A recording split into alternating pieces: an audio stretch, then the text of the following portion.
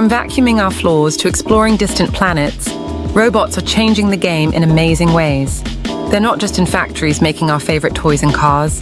They're also helping our elderly loved ones remember their meds and assisting doctors in surgery.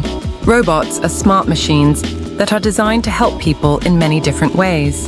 In our homes, robots like vacuum cleaners and lawn mowers make everyday chores easier and faster. Some even help the elderly and people with disabilities by reminding them to take their medicine or helping them move around.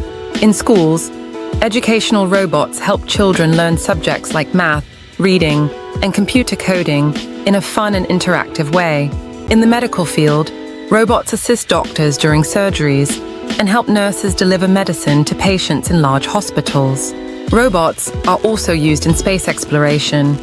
For example, NASA uses robotic rovers to explore planets like Mars, where it is too dangerous for humans to go.